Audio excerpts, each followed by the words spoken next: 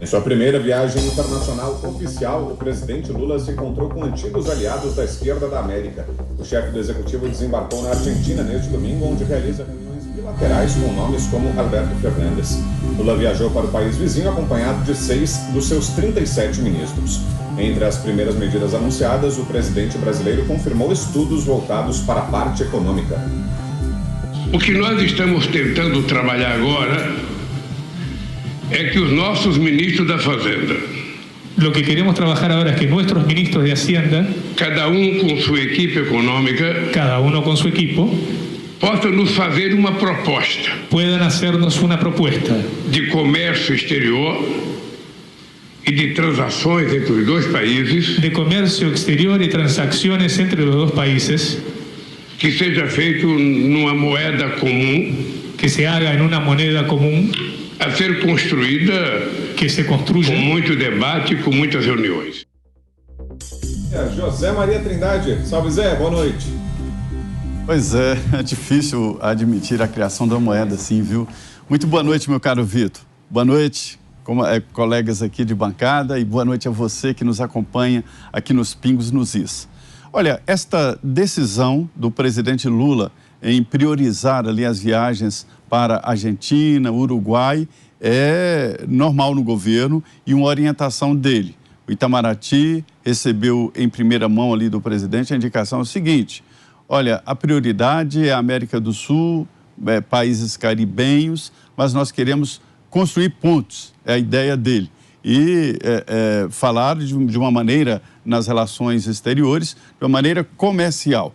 A ideia do governo é fechar os olhos para a ideologia, para regimes, e isso é uma porta aberta para negociar com ditaduras, negociar com Cuba, negociar com Venezuela e assim por diante. E essa viagem à Argentina, ela vem no sentido de reforçar o Mercosul. Acho que o Mercosul está em dificuldade. Quando foi criado lá atrás pelo Sarney, é que hoje já teria, não essa história de moeda, mas pelo menos uma abertura maior e um livre trânsito de mercadorias.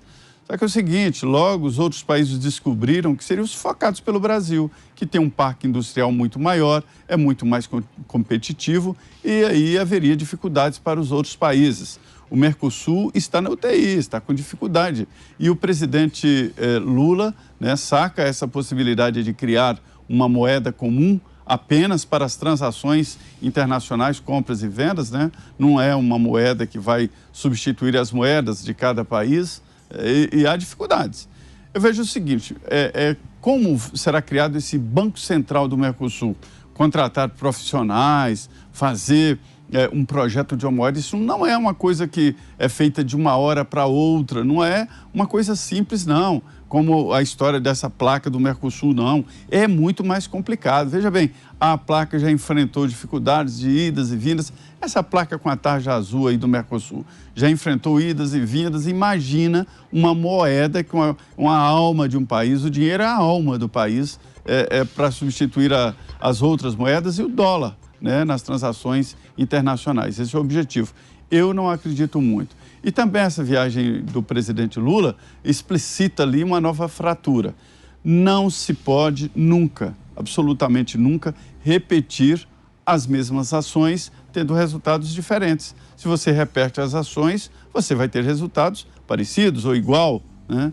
E é o que está acontecendo. De novo, financiamento de dinheiro brasileiro através do BNDES de obras no exterior. Se o BNDES tem que investir em um banco de fomento importantíssimo, investir aqui no Brasil, em obras aqui no Brasil e não em outros países. Esse assunto já foi tão criticado, né? E há uma repetição disso. Hoje o Lula confirmou isso. É uma viagem, portanto, dando prioridade aos vizinhos, exatamente nessa junção aí da política e da resposta de relações exteriores.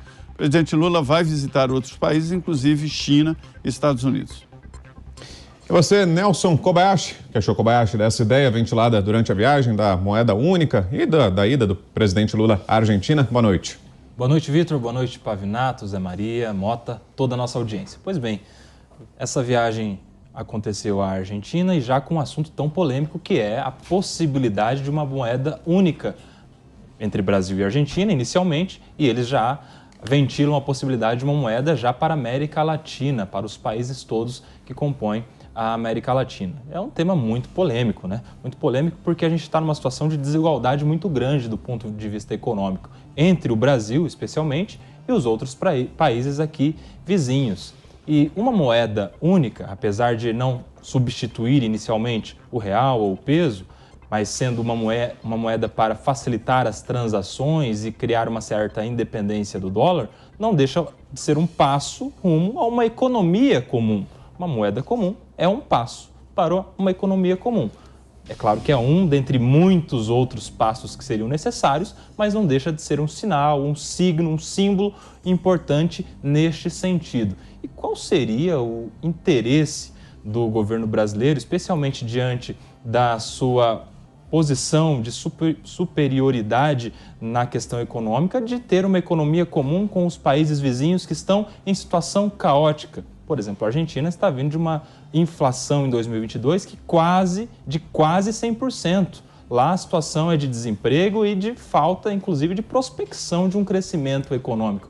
Qual é o interesse? Alguns especialistas dizem que a criação de uma moeda única, justamente para se livrar da dependência da cotação do dólar, seria para proteger a soberania dos estados brasileiro e argentino diante de eventuais sanções de países como os Estados Unidos da América, que é quem tem o poder de emitir, de imprimir a moeda internacional de maior relevância internacional, que é o dólar.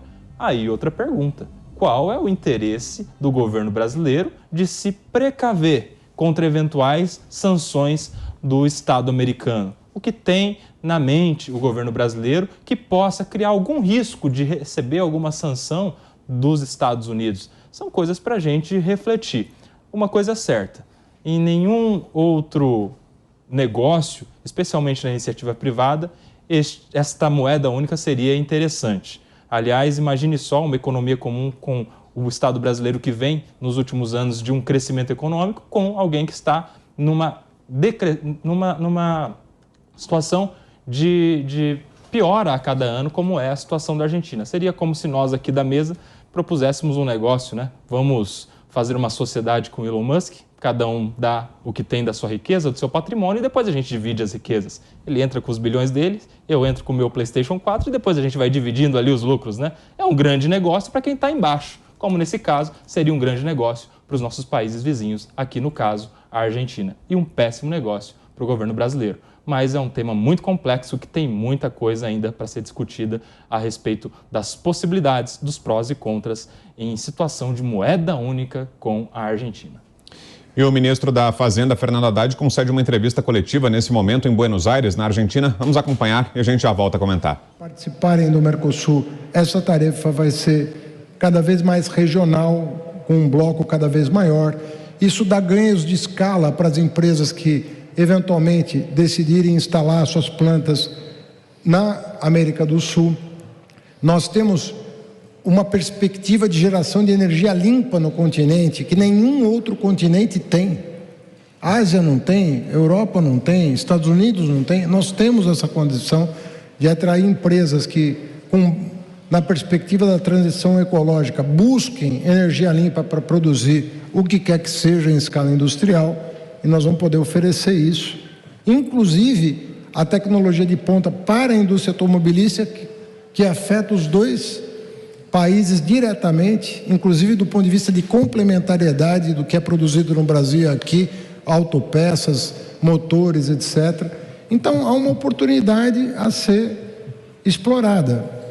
A maneira como estávamos fazendo, mesmo a ideia de...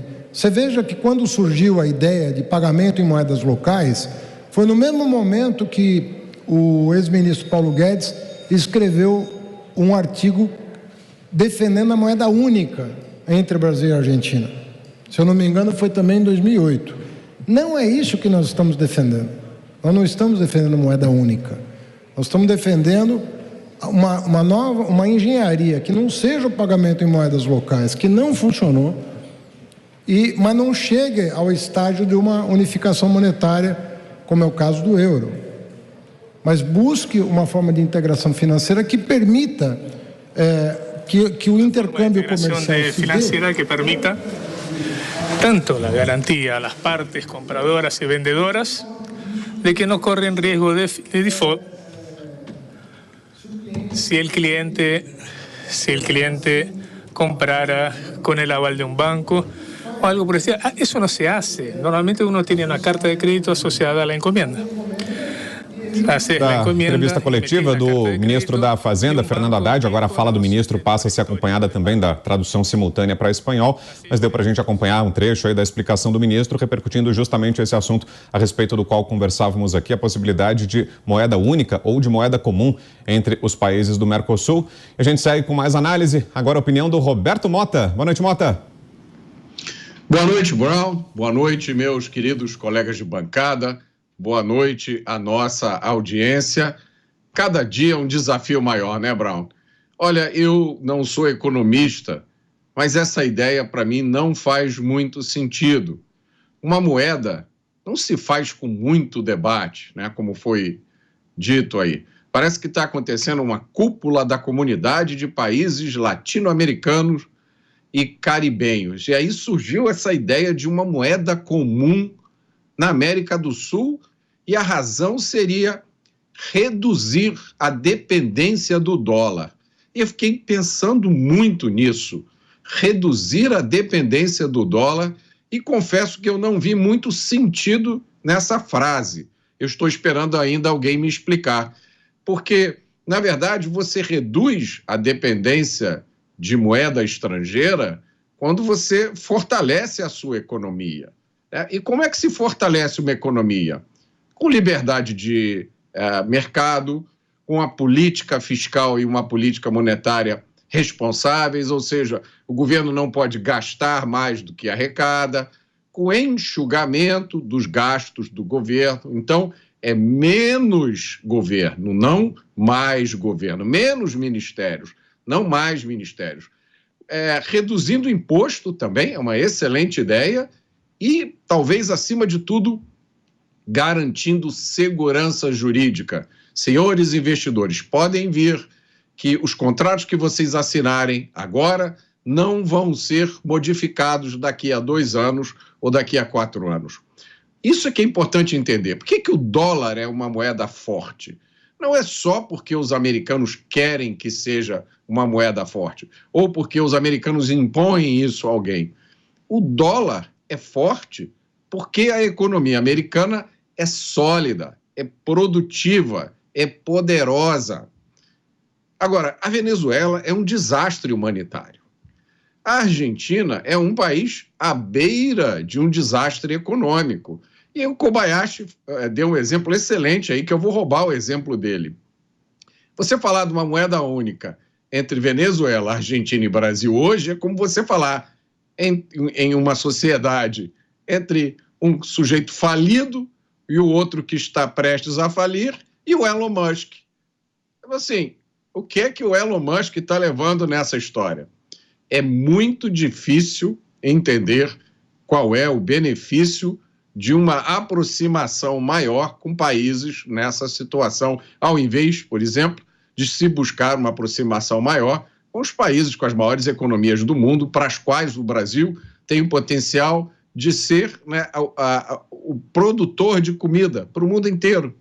É muito difícil entender qual é o benefício dessa moeda única, a não ser que seja pela capacidade de gerar matéria de jornal.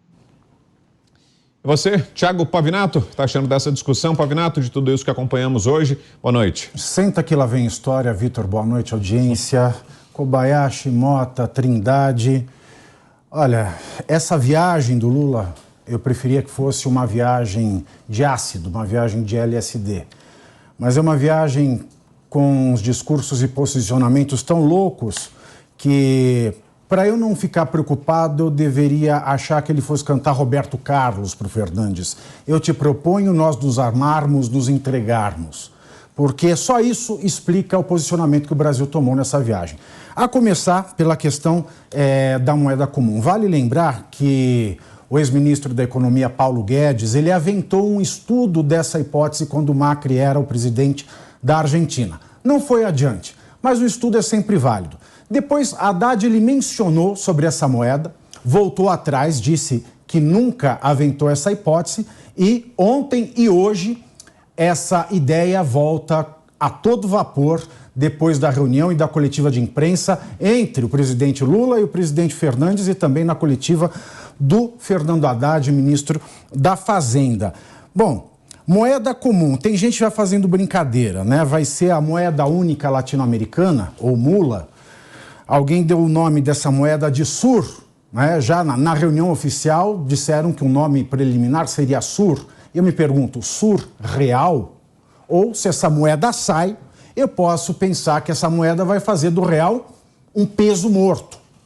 Essa é a realidade de uma moeda como essa.